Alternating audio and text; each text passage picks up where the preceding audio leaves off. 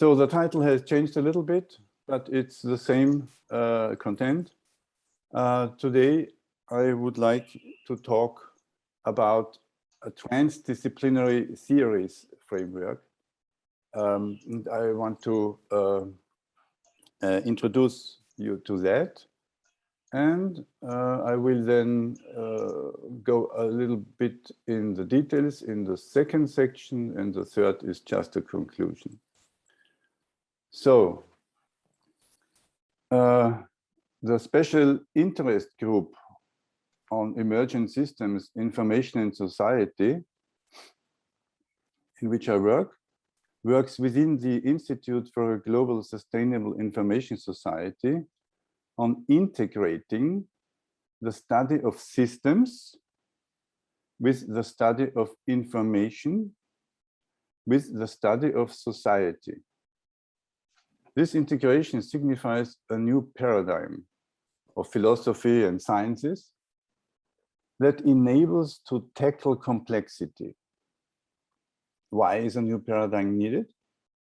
Because social evolution is facing a complex crisis due to the global challenges that might end up in the extermination of humankind unless another step towards a higher level of humanity is accomplished. So, GSIS, that is the Global Sustainable Information Society, is the vision that describes the necessary conditions of the concrete utopia.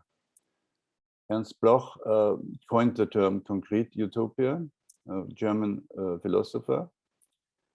And the social and the eco-social and the techno-eco-social transformation of the current state of the world towards GSIS fleshes out the possible way to realizing that vision.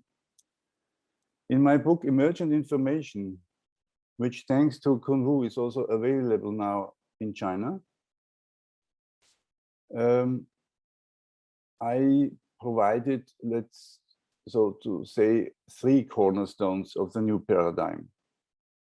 As to philosophy, I stress the perspective of emergence in the universe. This might be called emergentism. As to the study of systems, we can say the world consists of agents that self-organize into complex systems, thereby promoting evolution onto higher complex levels whenever they are challenged.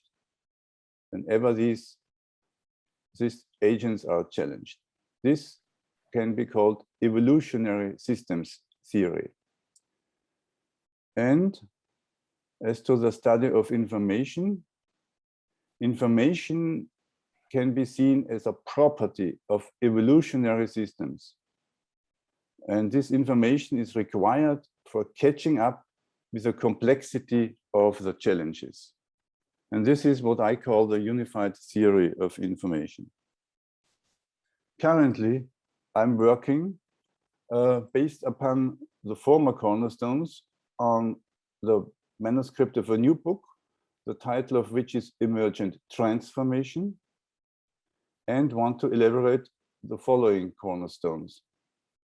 As to the study of society, we can say a social system is reproduced or transformed by the cooperation of actors, according to whether the general good can be shared or not.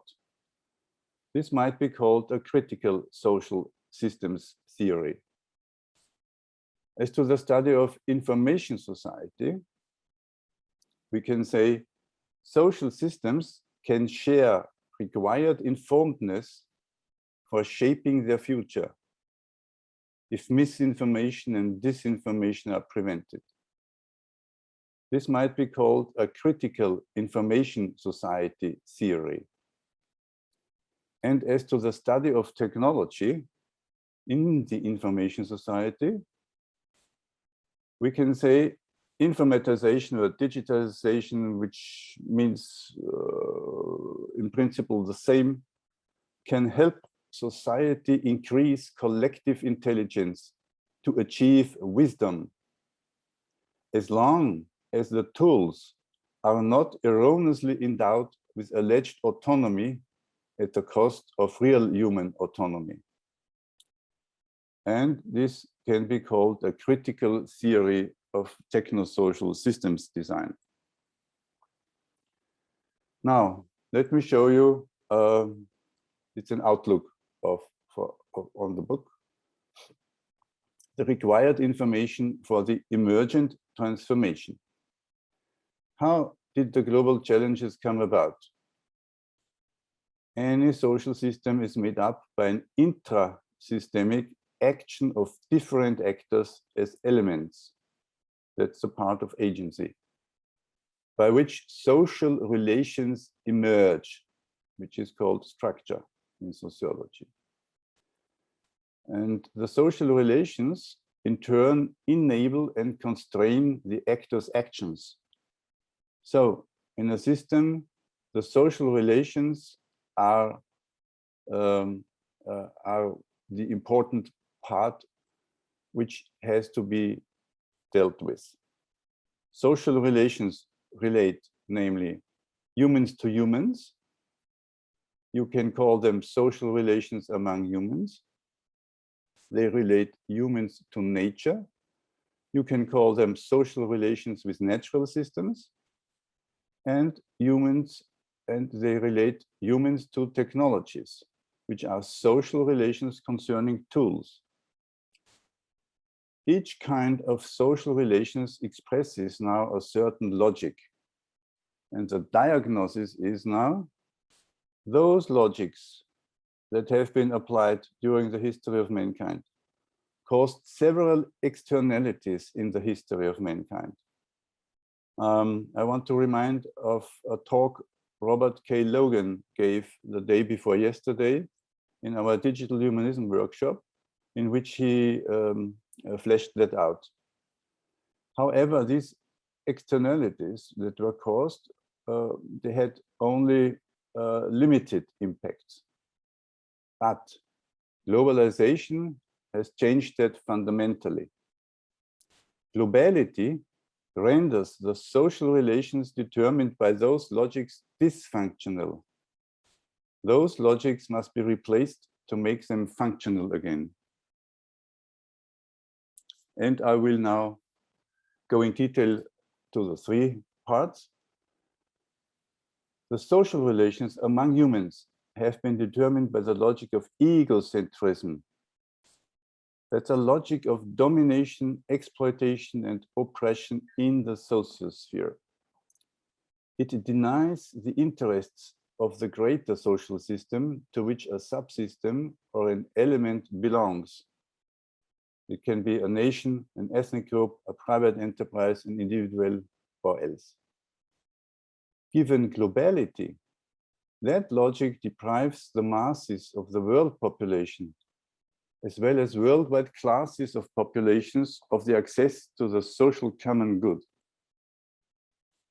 Thus, egocentrism must be replaced. It must be replaced by a logic of panhumanism. Globalization turned humankind into an objective community of destiny.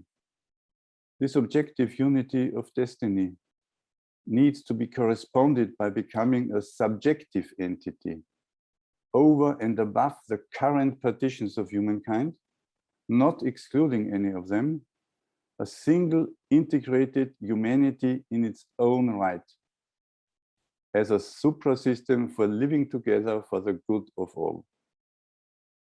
It includes that antagonistic social relations, which are zero-sum plays that benefit some at the cost of others, need to be sublated by synergetic social relations.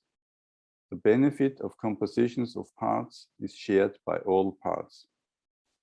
Panhumanism concerns the developmental potential for the continuation of generations, and thus it has implications for the social relations with nature and technology.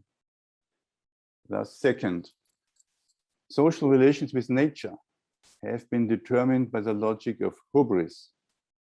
a logic of extractivism and contamination of the biosphere and the geosphere, as long as social relations among humans have been governed in an egocentric way. Given globality, that logic undermines the ecological foundations of human life on Earth. Thus, hubris must be replaced by a logic of anthroporelational humanism. Sorry for that term.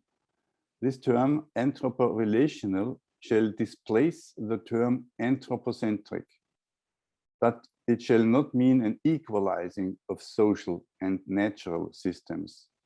Social systems share with natural systems the ability to self-organize, such that both kinds of systems have intrinsic values. But those values differ objectively according to their place in the overall evolution. When natural systems are integrated with pan-human social systems, humans are required to apply social relations with nature that subjectively take care of the intrinsic values of the natural systems to form a proper alliance with nature, according to German philosopher Ernst Bloch. So anthroporelational humanism has thus also implications for the social relations with technology. The logic of megalomania. The social relations with technology have been determined by the logic of megalomania, a logic of omnipotence ascribed to the technosphere, as long as the social relations with nature have been governed in a hubristic way. Given globality, that logic hypostatizes the effectivity of technology beyond any rational measure. Thus, megalomania must be replaced by a logic of digital humanism. Digital humanism is first the logic of civilizational self-limitation. The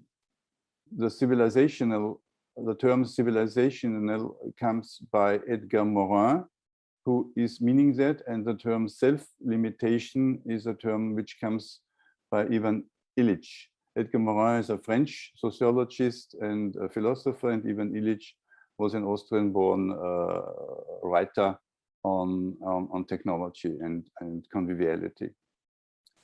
So this logic of civilizational self-limitation means a limitation of the technological tools to their role of serving anthroporelational and pan-human purposes only. The observance of the precautionary principle by German philosopher Hans Jonas is the prevalence of the bad over the good prognosis, and that is mandatory. And second, since digitization can help reduce frictions in the functioning of any technology and allows to smoothen them, it can boost other technologies. However, digitization must be ethically designed and follow value-based systems engineering, IEEE 70,000 standard since some days. Conclusion, my last slide. So you see, a transdisciplinary theories framework is needed to understand the role of information in the world of today. It can provide guidance in the polycrisis of social evolution. And it is in itself information that is required to catch up with the complexity of the global challenges and save a future for the evolution of humanity. Thank you.